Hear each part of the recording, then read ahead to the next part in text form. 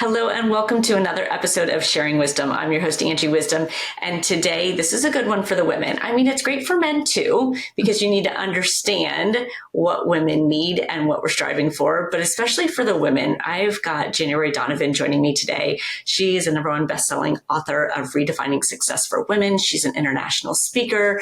Her whole purpose and mission is pouring into women, helping them find their empowerment, their authenticity, their confidence, their self-worth, all that good stuff you need to live your very best life and to create your highest level of success. So I'm excited to have her here today and let her share her wisdom on how she empowers women. January, thank you for joining us. Thank you so much. I'm excited. All things women. So thank you for having me. Yes. Yeah, so good. And I know you just said you are just at a speaking event, and I have to repeat what you said to me because I want to talk about that. You said, I think that there's no better time than now to be a woman. There's never been so I've been training women for 25 years, and it's something that I've been passionate about, which is, obviously where the women's school came from. And I'm kind of just looking at the different phases of our history as women, where 100 years ago, roughly, we had no voice, no choice, no vote, no opportunities. It wasn't until the 1960s that we even could sign our own way to our own property. Our husband had to co-sign first. So looking at the different waves of freedom that we've achieved in the last 100 years, but also looking at the enslavement and the imprisonment that women have also arrived at, where 100 years ago, we had no freedom, to present day, we have freedom, external freedom, but we're not free. And data tells us we're not free. Data tells us by the antidepressant, the anxiety and depression, the eating disorder. And what we have actually is data that women are not fulfilled in spite all the freedom that we have achieved externally. And so I think that what we have are two extremes of, the pendulum. And now what we are seeing is, I say, a pushback against two radical extremes and say, you know what? I want my freedom, but I want the freedom to choose my highest and best self. I want the freedom to be a woman that does not also degrade men. I want the freedom to choose to defend my voice, my choice, but also to choose to defend the beauty and the sacredness of every human person. And so what I am seeing right now, actually, in the last at least even year, where what we are seeing is that we are essentially being undefined, where you don't have to look far to say that there's a lot of vulnerabilities in the freedom to be a woman in the sports, in the definition of motherhood, in our place, I would say, even in the bathroom, such a sacred space. And so what I'm seeing is that women, good, wholesome women, who are enjoying the freedom to be a woman, who are doing what is good in the world, are actually pushing back against their freedom being taken away from them, which is a great place to be, because when you have a woman that's awake, and also a woman who's saying, well, what would happen if I never defended my freedom, my God-given freedom to be a woman? Where would we be in 5 years? Where would my daughter be? And so what I'm seeing is the new awakening of a desire to actually re-examine the privilege of being a woman, but now with data coming from no freedom to freedom without responsibility, to now saying, how can I be a woman rooted in freedom and also responsibility? And I think that's where we are. Yeah, really insightful there as far as kind of looking back and seeing that trajectory. And what I really kind of cued in on there as you were talking was this: more than ever, women are not as fulfilled as they hope that they would be, even with all these freedoms. And it's something that I think comes up for, women and men both, but definitely women, because we tend to be givers, right? And pleasers, and we tend to do a lot for other people. But there really is, one of the #1 requests is like, I just want to be happy. I want to be fulfilled. I want to love my life. I want to be excited to wake up in the morning. So the things that, you're speaking about that fulfillment is definitely sought after, for most women. Yeah, and I talk about the 3 roadblocks to women's fulfillment. #1, the world has dramatically shifted. If you think about the incremental growth in history, what we've had the last 50 years is the internet has changed the way we communicated. The internet has changed the way we have a relationship. We are now available through our cell phones. And not only are we available, but we are also our life is being advertised. We have a completely different infrastructure. And then compounding that, our basic nuclear infrastructure of family, our aunts and uncles that used to be around us and grandmothers, we are no longer there. So that's number one, is the world shifted. Number two, there's no training on how to be a woman. And I say this to a lot of women who feel as though that, we make 35,000 decisions a day. How do we make that decision if we don't know how to decide what we want? We don't know how to draw firm boundaries. We don't have routines. We needed skills to actually help us maneuver in a world that's dramatically shifted. So much of what I train is that a woman is overwhelmed is simply because she's underskilled. How do you design a life when you don't even know the life that you want? How do you design a friendship when you don't have effective communication skills? How do you raise a standard in your intimate life when you don't even know how to actually even hold a man accountable, hold yourself accountable? And so, which is really, the foundation of our school, is that we lack the training necessary to actually design the life that we deserve and that we want. And that you can't expect women to know how to be a woman just because we were born a woman, especially in a world that's distracting, has lacked of reflection and thought process. And so number one is the world shifted. Number two is there's no training. And number three, I think women are being devalued. We talk about this in our school, is what we call poisonous P, Angie, is that how do we define a woman's value today? We have 5, we call the poisonous P, poisons our self-worth. Our worth is irreplaceable. It's God-given. It's divinely given. And we have evidence biologically, psychologically, spiritually, that we are unrepeatable human being. But how do we define women's value today? Based on popularity, what we can produce, power, possession, and our perfection, all of which we have no language for. So you have your woman today who's hustling to prove to their boss, slaving away, and she thinks her value is based on what she can produce at work. Then compounding that, she thinks she needs to be perfect. Her body needs to be perfect. So she's eating and worrying about what she looks like. On top of that, she needs to have what? She needs to make sure she's got the right purse and the right name brand, because that's what makes her feel accepted. And on top of that, she needs to make sure that she's keeping up with the social media to make her feel as though she's valuable. I mean, women, but all of this we have no language for, which is a problem that we often have, is that I don't know why I'm even feeling anxious and stressed. I don't know why I don't know what I want. I don't know why I feel like I'm unfulfilled in my life. And I tell women, well, who showed you how? Who gave you the language for both your desires and your suffering? Do you understand what you're up against to the world? And so I think that's why, to me, we need to retrain the woman to understand who she is, her unconditional worth, teach her to redesign a life that it feels whole, which means every part of her matter, and not just parts of her, not just her body, not just how much money she makes, right? And we need to teach the world and teach the woman the skills that she needs to actually manage a world that is dramatically shifted. And I think that's why it's hopeful, because we can see data, and now we can train the woman based on what we are seeing. The pendulum sort of, we're course correcting. Yeah, I love the pieces that you brought up there, those 3 pieces, because the second one, especially, let's talk about that a little bit when you're talking about, you don't even know how to define it. I talk about values a lot. It's one of the first core principles I deal with when, I work with a client. Like, we should teach this in school, really, to understand, like, what do you love? What's important to you? What do you want your life to look like? Yeah. But it doesn't happen. We somehow just kind of evolve, and you go with the flow of things, and you find yourself in a relationship or a job, and it isn't necessarily what you chose. And it's often hard to get out of it once you're in it. Sure. So talk to me a little bit about how you help people figure that out, start designing, start defining what they want in their life. It's a great question. So the first thing that I think we need to do is to look at the whole woman. And that's why in the women's school, we have 8 parts of being a woman. We need to know our self-image, that opinion that we hold of ourselves. We need to know who we want to become. We can design and redesign who we want to be. Our health, which is integrated, our mental, emotional, physical, and spiritual. Our thoughts impact our emotion.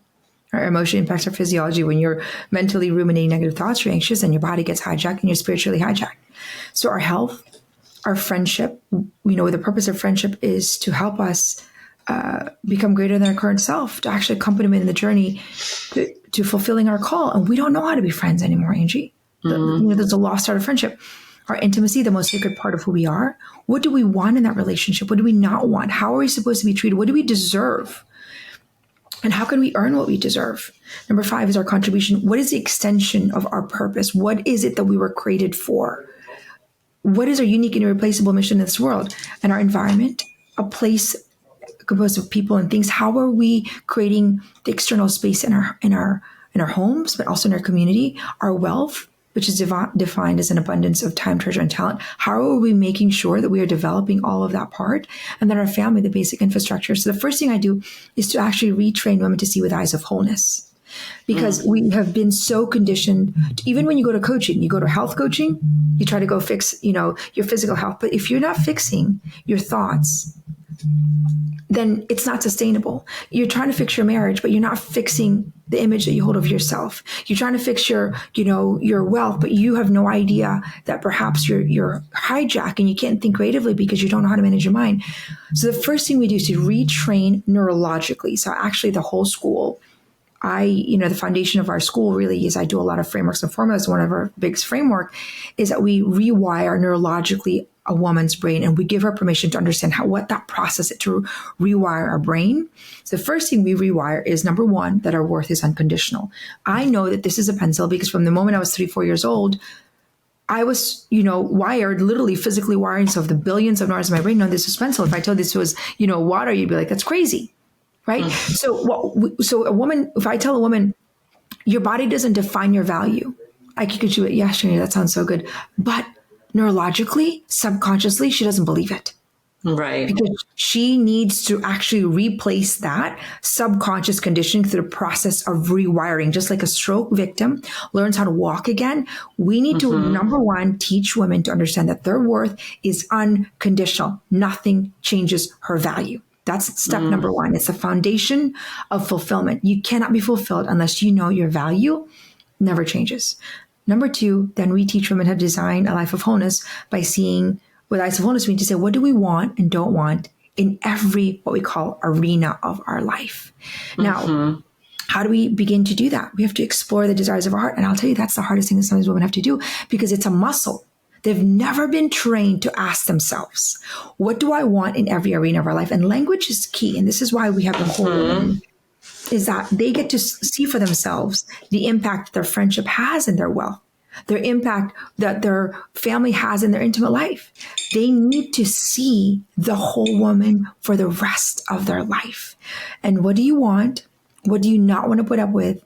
And on top of that, what do you not want to put up with in this season of your life? Because every season, maybe it's, I have 8 children.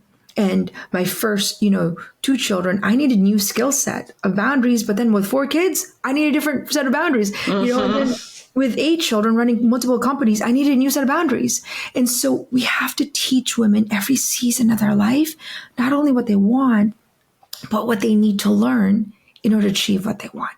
So those are kind of the 2 foundational things that we teach women. But ultimately, we need to give them skills, tools, because there's a lot of motivation out there. And I think, I push back against so much of sometimes the empowerment of women, which I believe. And I said, we need to move from empowerment to equipping women with a mindset and skill set. Sure. We can't, I'm a trainer. Like I teach women and we have hundreds and hundreds of skills that I teach women. I'm like, you can empower them, but it's not sustainable until you give them tools. And so that's what I tell women is that confidence comes from competence. Therefore, we need to give women access to skills that will help them fulfill the desires of their heart. Because we might want to be a peaceful mother, but we don't know how to pivot. That's a skill set. Right. We don't know how to recalibrate. Or we don't know how to manage people. Or we don't know how to manage our time, our routine. And so it sort of boils down to competency and building mindset and skill set training. So 3 things. It's very in depth. I love everything that you poured out there. And I want to go back to zone in on the self-worth part because that really, perked my ears up because I know that that's something that a lot of women struggle with. And you talk about rewiring the brain, which is right up my alley. I mean, I share stuff like this. My listeners are going, yep, we've heard you talk about this before, the subconscious thoughts and rewiring. And I don't even know if you know the answer to this question, but I'm going to put you on the spot anyways and ask you. But how long do you think that it really takes? Like, if you're rewiring this thought of, my self-worth is not dependent, it doesn't change, and it doesn't depend on other things. Like, how long does it take for you to really start believing that? And what does that process look like? So what we call the WR3 in our school, write, recite, repeat, retreat. You have to write it daily 10 times a day. You have to recite it 3 times a day, 10 times. You have to repeat it for the next 15 days to wire it and 60 days to hardwire it. But it's not only that. Write, recite, repeat, retreat. You actually have to reimagine what it's like to be that kind of woman. So it's a whole process. So that, I believe, is a process of rewiring our brain. So what we offer as one of our first training for rewiring our unconditional worth is that you have to recite this. My worth is unconditional. What I offer the world is unrepeatable and irreplaceable, over and over again, 15 days. Now, 60 days to hardwire it. However, I will say I can repeat that for 15 days and 60 days. But if I lack this skill to defend my worth because I lack boundaries, I don't know how to say no to myself, I lack integrity, I'm not a woman of my word, I can say that over and over again, but I won't rewire it because it's unsustainable. So what am I saying to you? You can rewire your brain and tell yourself that you are this. But if you don't actually give yourself the right skill set to honor your worth, you won't change. And this is what I'm happening, even when I'm seeing women. Okay, I can tell you, this is why affirmation can only take you so far. You have to change your mindset because that's a shift in your subconscious conditioning. Sure. But your mindset will fall short if you lack the skill set. Does that make sense? So let me give you you want me, you have a question? I was going to say, it's very much like the action part of it, right? So the confidence, but I always say, you have to do the affirmations, you have to rewire your brain, but what action are you doing to actually back up the thought that you're programming? Is that what you're referring to? Yes. And I do. So for example, my worth is unconditional. It's irreplaceable. What I offer the world is unrepeatable. So I can rewire that. But if I don't know how to actually choose friends that are going to honor my value, it won't matter. If I don't know how to look at my friendship in a place of collaboration and comparison and competition, it won't matter. Now, women suffer, and I say the word suffer, comparison and competition, and they suffer in silence. So they could rewire that their worth is unconditional, is replaceable, but they actually are suspicious of other women. They don't know how to receive. They lack the humility because it's a skill set. It doesn't matter. Or they don't know that their handbag doesn't actually influence their value. So I could tell you that all day long. But if I don't go to the store and I think I'm going to buy this Louis Vuitton because it makes me feel better, right? And I don't have the skill to say, well, it makes me feel better, but it doesn't change my value. I can buy it because I like it, but I'm not buying it to prove that I'm better than everyone else or that I'm more important than everyone else. The motivation matters, but that in itself is a skill set. So this is why I think it's, our school is both mindset and skill set, because we have to influence and retrain our mind, but it will never be sustainable until we actually build the skill set. Makes so much sense. And it's like you have to go several layers down, right? It's not just here, but several layers. Yes. Not even several layers. In our school, we talk about it's never an arrival. It's that we never arrive at that whole version of ourselves. We're constantly ascending. And I think that even is the root. I would say the most foundational work that I do, Angie, in the women's school is humility, which is not an easy thing for all women because it requires us to know that we don't know. It requires us to know that we haven't arrived, and it requires us to actually receive feedback and to sit in the throne of other women who we can learn and harvest from, right? Which is not always easy in a world that tells us to prove yourself. You're the boss lady. You've got it all, all these cultural conditioning that is essentially a language. So when I say, it's the best time to be a woman, it's the best time to learn a language, because that's the first thing. If we want to change the perception of who we are in the world, we need to reintroduce a new language of this new kind of woman that the world needs now. And that do you believe? Yeah. So question around that. Do you believe that the rewiring of the mind, because you're giving this kind of blanket statement that maybe everybody uses around their self-worth. So do you not have to tie that to the past experience and the beliefs that actually made the subconscious belief for you? Absolutely. Absolutely. Yeah. And so I teach a signature course, and this is the course that got us into 43 countries in just 3 years. We have thousands of students. And I think part of the reason why is because it's very systematic. So before we can even rewire the brain, I actually teach them what belief means. Gotcha. How does the belief get formed in our subconscious mind? What are the beliefs that are limiting, and what are the beliefs that are limiting in every arena of our life? So the first thing we do is introduce what belief is. And then the second thing, it's system. It's like 16-week course. Yes, yes. And we have to do our wound work and understand, we want to design this life that's fulfilling, but what are the roadblocks? And one of which is only wound, one of which is limiting belief, one of which is, habitual patterns. But we have to actually identify our old wounds. And some of them, they're not traumatic. They're wounds that we didn't even know are wounded, are wounding us compoundedly. So yes, you're absolutely right. We have to, before we can even begin the rewire, we have to identify the limiting beliefs, but also the wounds. And what I tell women is that, our wounds become our greatest path towards our contribution. This is where we can harvest the greatest wisdom. And wisdom is only learned through experience. True. And so what we want to do is teach women a path to see their wounds as actually a source of contribution. And that gives women so much freedom, so much hope, but that in itself is a skill set. And so, we give them the frameworks and the formulas that allow them to do that. And really, we have this concept in our culture today of love yourself. And I always tell women, how do you love yourself? What does it mean to even love yourself? And most women say it, but they have no definition of what that means, which is part of the problem. We say a lot of things in our culture. You could define it differently than I could define it. We have no common language for it, right? And I say that all the time. Yeah, we've got to define what we're talking about. We use these words about what we want or, how we feel, but what is the definition to you, right? Because we can't go after something if we don't exactly know what it means to us. Exactly. When you talk about love yourself, I tell women, well, how do you love yourself if you don't know thyself? Right? That's gotta know yourself. Model, going back to Socrates. But then the question is, how do you know yourself? Right? How do you actually know yourself, get to know yourself to a point where you can love yourself, which is a condition to love the other? I mean, it goes back to very scriptural. Love your neighbor as you love yourself. And I always often, I'm a theology major. And so I'm always like, well, where's the theology on self-love? There isn't. And it's this sort of distorted self-love of either you indulge in your desires or you inhibit your desires, both of which are very unhealthy. So we really have to teach and retrain women the skill of self-knowledge. And how do you do that in a world that's going so fast? Everybody glorifies busy as the hallmark of success. Women don't know how to reflect.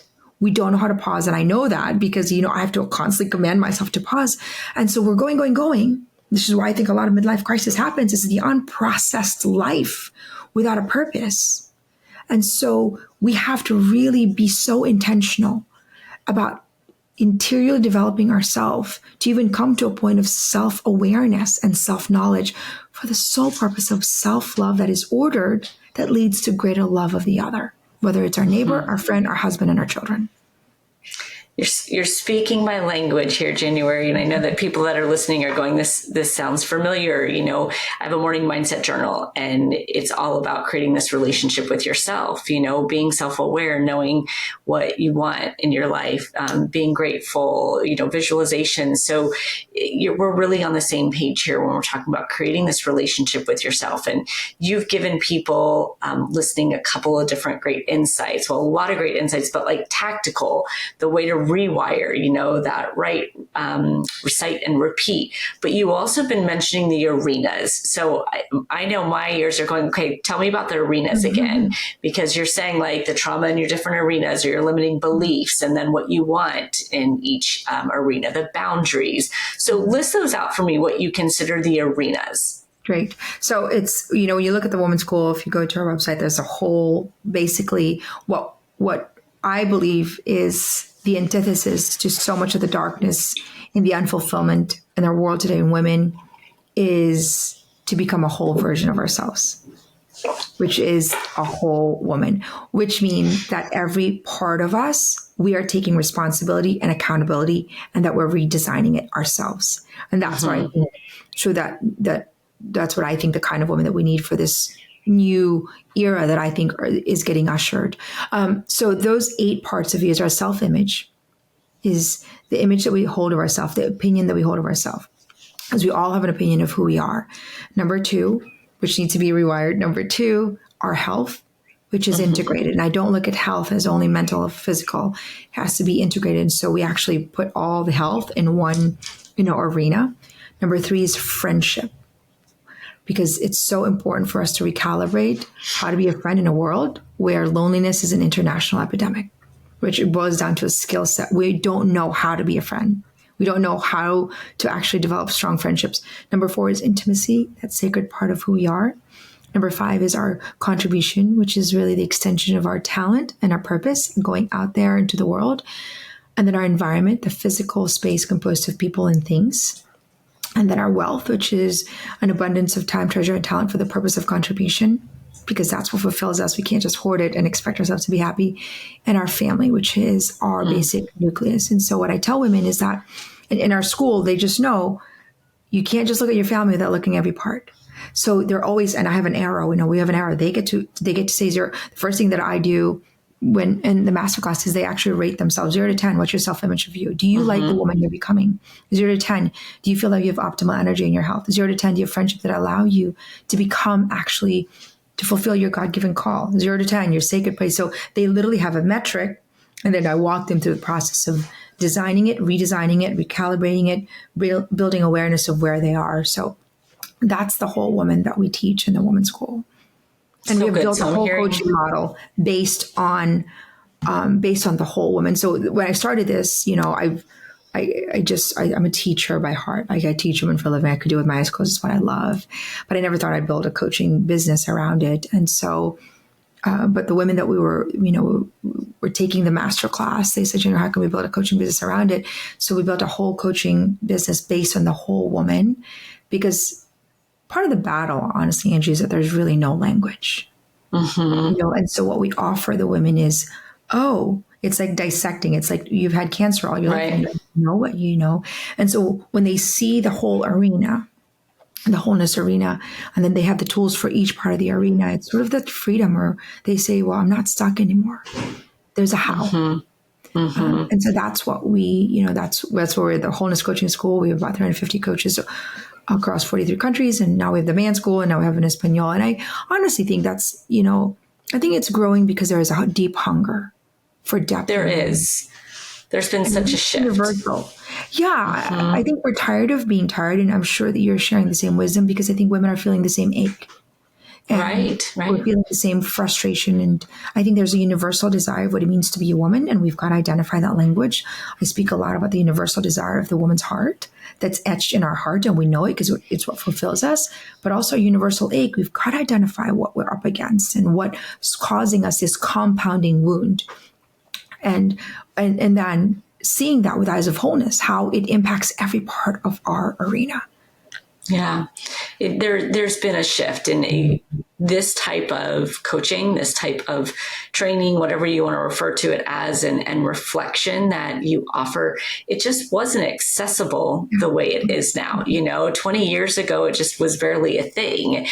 Coaches were really at a different level, and it just wasn't so predominant that, you just get a coach and you start to figure out what you want in your life. It was more of a luxury or a need versus it's really shifting into this place now where it's like, it's almost a part of life. I want to know who I am. I want to know what I want. I want to live life to the fullest. And so more and more people are gravitating towards that. So I love this kind of whole approach that you take. You're not leaving any rock unturned. It's like we're looking at all of it here. And that first phase sounds like a lot of discovery and reflection of where you are. I'm curious for you. Do you find that oftentimes it's one arena more than the others that people feel like this is what's really causing me to be here? Yeah, what we call it is our most vulnerable arena. So it's, when you look at it, you're paying attention to the whole woman, because let's just say your most vulnerable arena is your intimacy. But what you want to pay attention to is that, let's just say 0 to 10, you feel admired, inspired, and you feel like you're growing, and you say 2. But often there's always what we call the most vulnerable arena. But the most important thing to see is that 2 is impacting every part of your arena. And that's the part that we don't want to miss, because is that even though it's your most vulnerable part, you have to see how it's impacting every part of you, because we don't want to wake up one day and realize, oh, my children are not really respectful of me. Oh, I'm in a career that I don't like. I'm broke. I'm tired of being broke, or I never have enough time. And so yes is the answer. I call it the entry point. It's the starting point. But the most challenging part that I see, Angie, is that, in order to build skill, I call our school really skill-based coaching, because then what we want to teach them is sustainable and infrastructure for transformation, so that they can repeat it, they can give it to their children and grandchildren. So there's a generational shift. The challenging part is that it takes work and it takes time. Yes. To wire these skill set, to learn it, and you can only really focus on one thing at a time. And so I teach women, you design every arena of your life. You're responsible for that. But you have to take one arena at a time, and not only one arena at a time, one part of the arena at a time. What is the most challenging part? If it's a mother, maybe it's your house is so chaotic, you can't even think. And so you have to start there. And so the journey is long. But I tell women, I'm like, think about every athlete that's won the Olympic gold medal. They have coaches, they have nutritionists, they train daily, they train in the quiet, because it's the Olympics of their lifetime. This is the Olympics of our lifetime. We either live a life that's fully alive and fulfill our unique and irreplaceable contribution, or we will suffer a life of regret, unfulfillment, and anxiety, and restlessness, and I dare say resentment towards those women that are. And so, we choose our heart, the heart of interior work, or the heart of feeling as though we have squandered the only life we have. Yeah, I'm so glad you brought that up, because as I'm sitting here and going, wow, it's very thorough, your school, and all the different layers and the different arenas. It really is an investment of people's time, of people's, desire, of financial, all of it. And I think that's what gets in the way for most people, is that, it's a big commitment, and we're not necessarily a society that is really big on committing and staying committed and following through with how fast everything is going. So I'm glad that you brought that up. And I might add, so well worth it. I mean, the work is life-changing. I'm sure that you do for many, many people. Yeah, and the hardest part of a coach is to help them see, the unnecessary suffering that's happening in their own life, and help them to sell on themselves, and I think that's a challenging part of being a coach, is that we have to do a better job in, persuading people to see their life where it would be. And ultimately, people have to make a choice, about what they want. But I think if you show them the roadblocks of their own pain, but also cast a vision of what could possibly be, and then you give them the skills and the path, I think people want it. Women want it. They're tired. For sure. Yeah, and I think you kind of hit the nail on the head when you said earlier, tired of being tired. I think you get to that point for most people where the hard work internally becomes the easier route, because you are tired of it and you don't want to continue down that road anymore. And that happens for everybody, I think, at different phases and different pieces of their life. So it's one of those things that, right time, right season, that you decide to make that choice, I believe.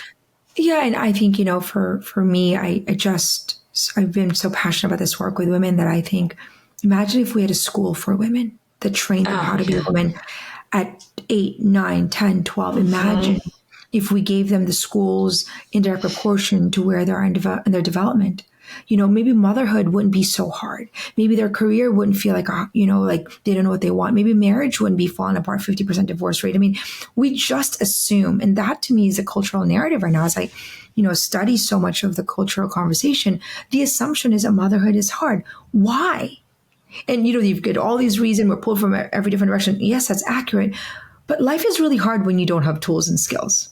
I mean, if you don't have the routine down as a mom, it is going to be a constant reaction, which means that you're exhausted by the time you're 8 o'clock. If you don't know how to say no, if you don't know how to have a standard of friendship in motherhood, you're going to feel so lonely. If you don't know that 7% is words and 38% tonality, 55% body language, marriage will be hard. I tell my children, because I have 16 all the way up to 3, and, they'll come up to me and I train them in skill set, and, they'll come up to me and they're like, if they did something wrong, they're like, sorry, mom. And I'm like, well, that's sorry with your 7%, honey.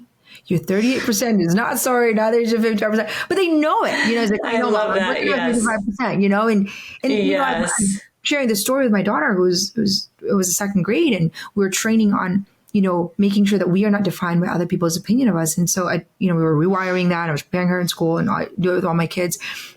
And so she comes home one day and she's like, Jane, Mom, this boy was making fun of me. And I was like, oh, how do you feel, honey? She's like, don't worry, Mom. His opinion of me was not my opinion of me. And I literally sat there and I'm like, she is in second grade. I teach, 40, 50, 60, 70-year-old women some things that I suffered for, that if we just gave them tools, they wouldn't compound. And that's the problem.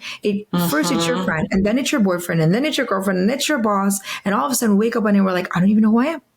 Yeah. Because we've compounded the fact that our worth was based on what other people's opinion was. Because we never had language to know that our worth was unconditional. I mean, I get so passionate about this, Angie, because I'm like, we can save women from misery, from heartache, from depression, from being confused. And I think there's a new threat. I think that what I think is we're seeing right now is that we are being undefined. And we are essentially the freedom to be a woman, the sacredness of our privacy, our value is under attack. And so there's not only this threat of the world has changed, we lack the skill set, we're being devalued, now we're being undefined. And so I think that for, women out there and listening, I don't know if we have a choice. I don't think if we have a choice, but to develop who we are so we can armor up for this battle to defend our children's right to be human and a woman. Because if not us, then who? If not now, then when? I'm glad you're on the front line for it.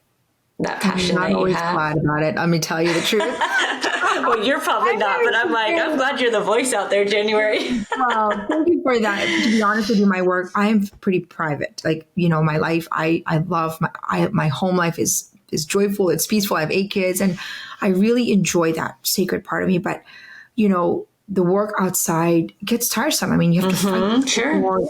People are not always kind, but, I have to remind myself that